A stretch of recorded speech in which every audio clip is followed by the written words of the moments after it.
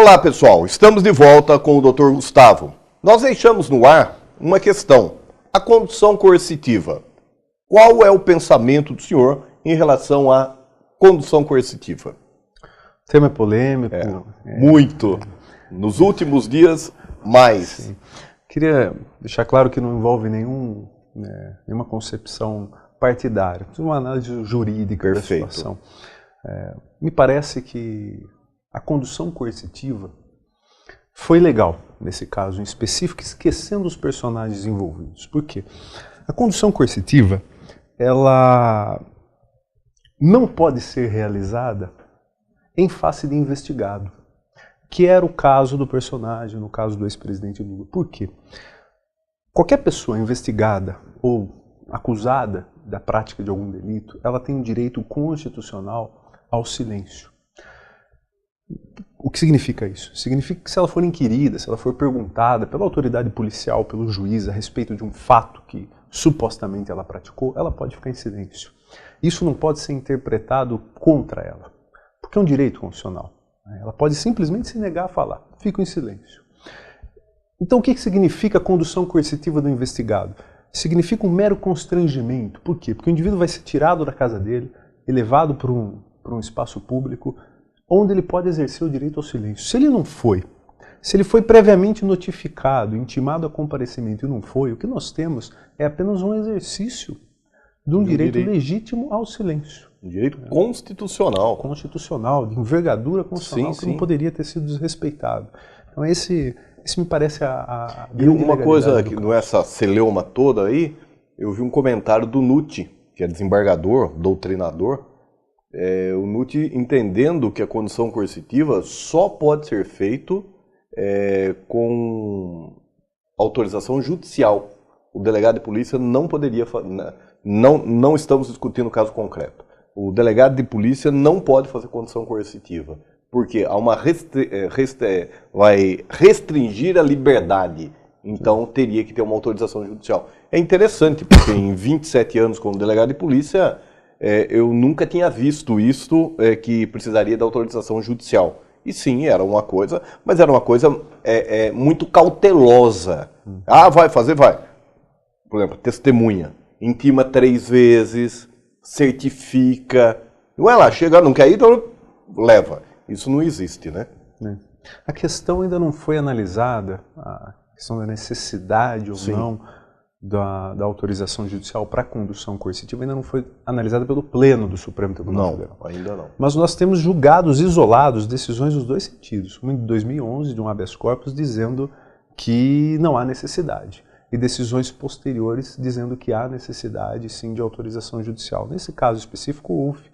Sim. O juiz federal lá de Curitiba autorizou, houve um pedido prévio da Justiça Federal e houve autorização, que me parece o mais razoável, porque de uma forma ou de outra a gente está tendo uma restrição à liberdade de locomoção fora daquelas hipóteses em que a Constituição admite a prisão sem ordem judicial.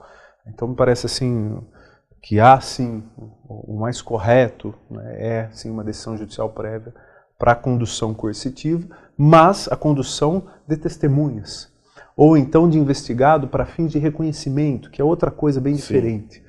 No caso específico, o que aconteceu me parece legal porque o investigado tem direito ao silêncio. Então, por que ser levado? Se ele pode simplesmente chegar lá, não quero falar.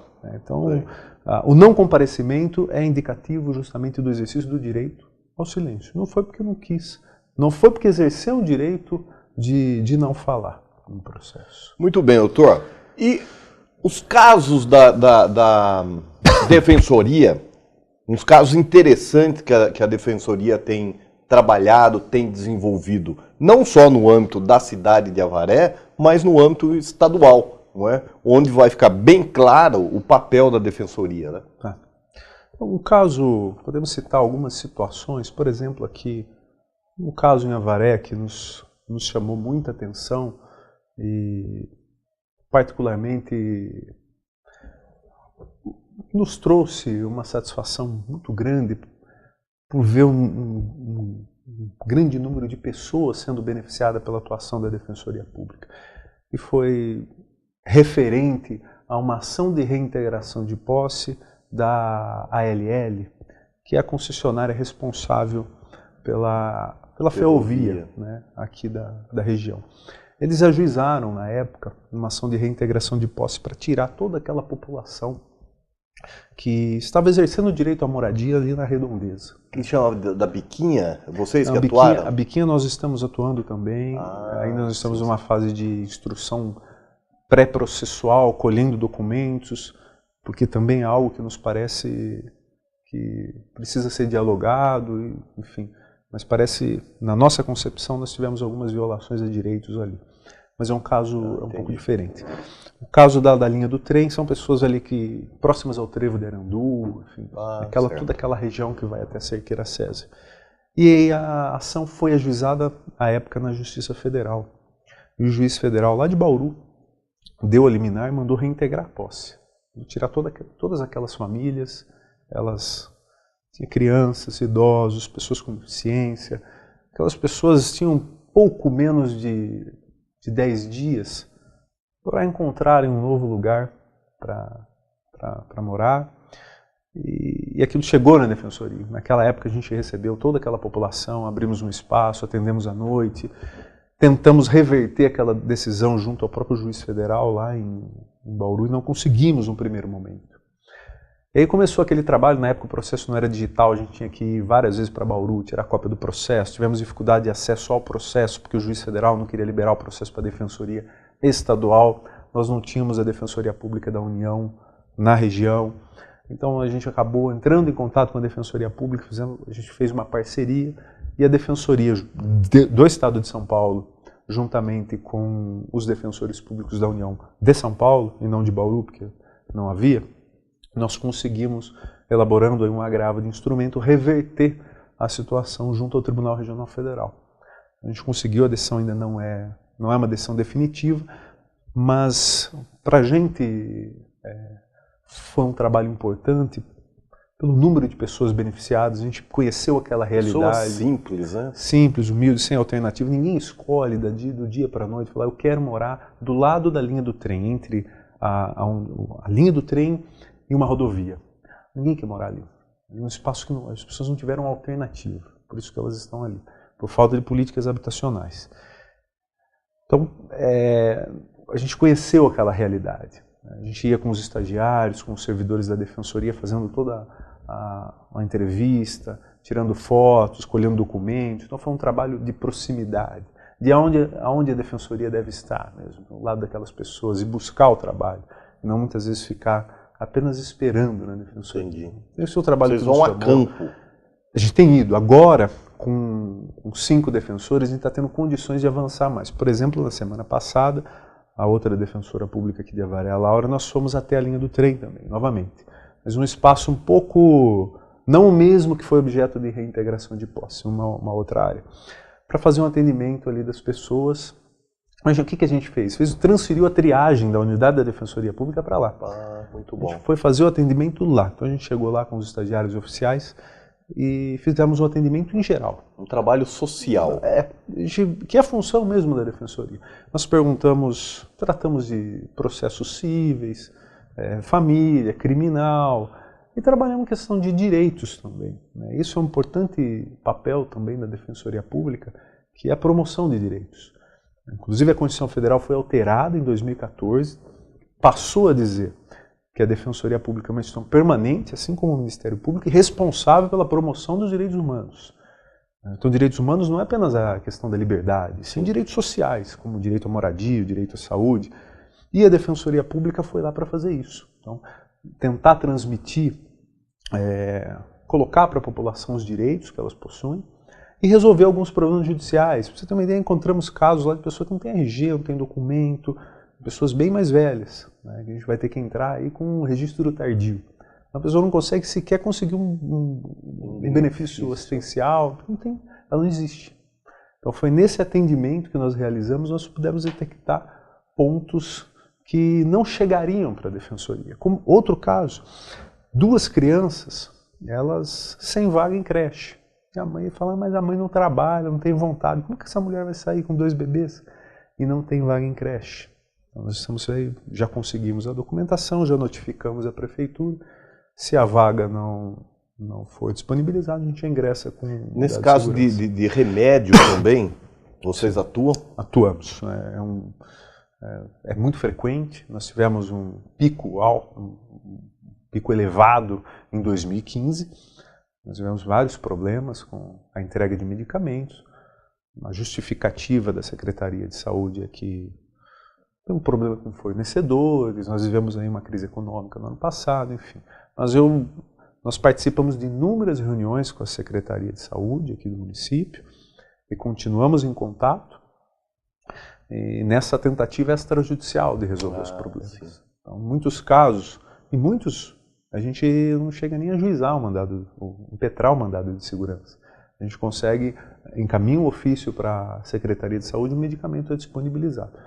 Em alguns casos não tem jeito, a gente ingressa assim com um mandado de segurança, pedindo, os juízes dão, na grande maioria das vezes, as liminares, e a gente consegue o medicamento e também, muitas vezes, cirurgia.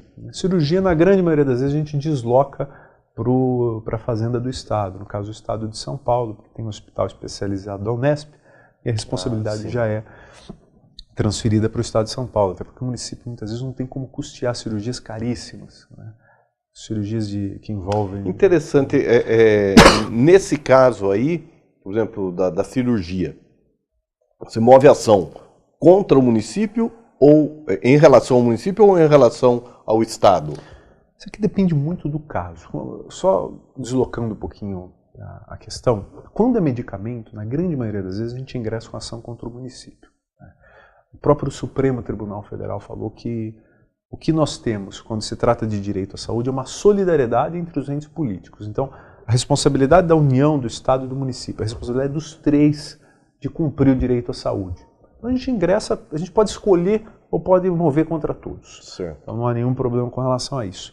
Quando se trata de cirurgia, embora a gente possa entrar nessa perspectiva, nessa visão do Supremo Tribunal Federal, ingressar contra o município, a gente opta por deslocar essa ação para o Estado, porque o Estado já tem um hospital, né, que é referência em várias questões de saúde, então a gente desloca a ação e acaba movendo a ação apenas contra o Estado de São Paulo. Nós tivemos, o que dá para observar, um acréscimo, um número grande de mandados de segurança no ano de 2015, agora está caindo novamente.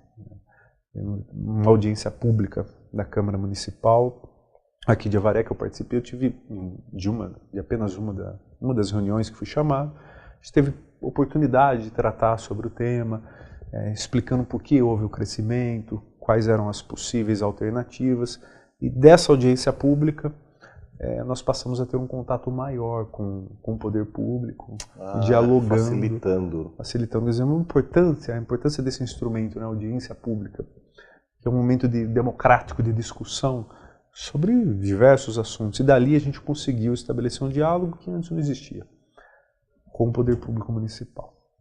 A questão da saúde, posso citar também a questão do direito à moradia, que envolve, nesse caso, essas famílias da linha do trem, mas também as pessoas que moram no bairro do Camargo.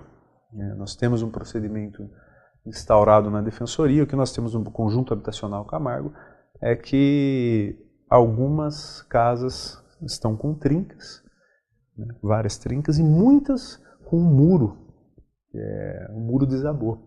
Então, me parece que a construção foi feita em uma região com um certo declive, em um terreno inapropriado, e um muro de arrimo foi construído pelo poder público mesmo, para conter essas quedas, esses deslizamentos.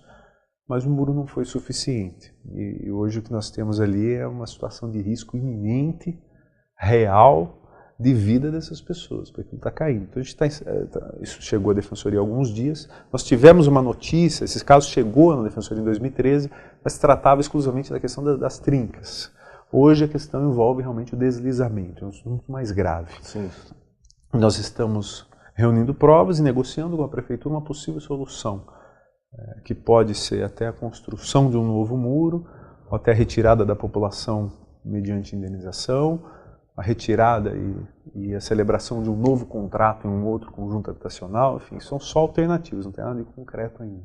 Vocês estão mediando população e poder público. Exatamente. E essa pode pode se transformar, já é uma atuação coletiva, porque já beneficia toda a região, mas pode se transformar em uma ação judicial de natureza coletiva, que vai beneficiar, mas a Defensoria tem legitimidade para atuar coletivamente, assim como o Ministério Público tem? Nós temos uma pequena diferença. O Ministério Público, ele tem uma atuação coletiva, uma ação que pode beneficiar todo mundo, mais ampla.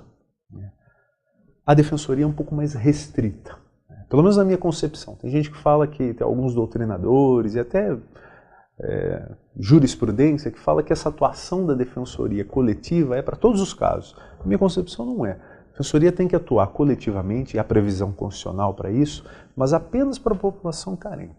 A Defensoria Pública não poderia entrar com uma ação, tentar resolver um problema ambiental, ou melhor, um problema de consumidores de veículos de luxo. Não parece que é razoável a atuação da Defensoria. Também penso assim. Agora, no bairro Camargo, por exemplo, conjunto habitacional, no qual as pessoas que lá se encontram são pessoas com poder aquisitivo baixo, mas justamente por isso que conseguiram celebrar o contrato com a CDHU, parece que justifica sim a atuação da Defensoria Pública. As pessoas estão lá já com aporte de recursos públicos para a aquisição daquelas moradias. Então, são pessoas que passaram por avaliações financeiras pela própria CDHU e foram consideradas hipossuficientes. É um bairro reconhecidamente não abastado. Então, justifica a nossa atuação. Então, é um ponto... Então, são vários... O leque de atuação da Defensoria é muito grande. Nós atuamos em processos judiciais, sim, atuamos em processos judiciais, mas também atuamos em casos extrajudiciais de natureza individual e coletiva. O processo judicial talvez seja a ponta do iceberg. É aquilo que aparece, que todo mundo vê, é o defensor lá no fórum fazendo uma audiência criminal, o defensor defendendo a pessoa lá da ação de alimentos, isso aparece.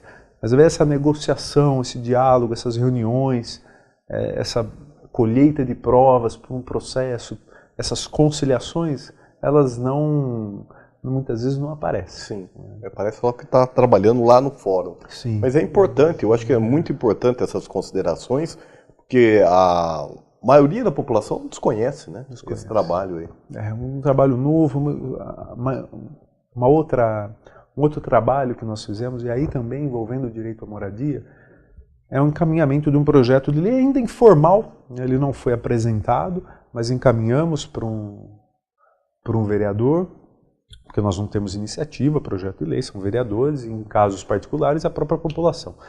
Mas encaminhamos para o vereador um projeto de lei que trata sobre um auxílio moradia. Um auxílio moradia emergencial para pessoas de baixa renda em situações excepcionais. Então, o que nós visualizamos? Não adianta a gente defender uma pessoa numa ação de reintegração de posse, na qual muitas vezes nós não temos êxito. A pessoa às vezes invadiu o imóvel, a gente sabe que vai perder a ação. Então, a gente às vezes consegue um tempinho para poder conseguir uma alternativa de moradia. Então, o que a gente fez? Apresentou informalmente ainda, a gente entregamos modelos. Eu pesquisei vários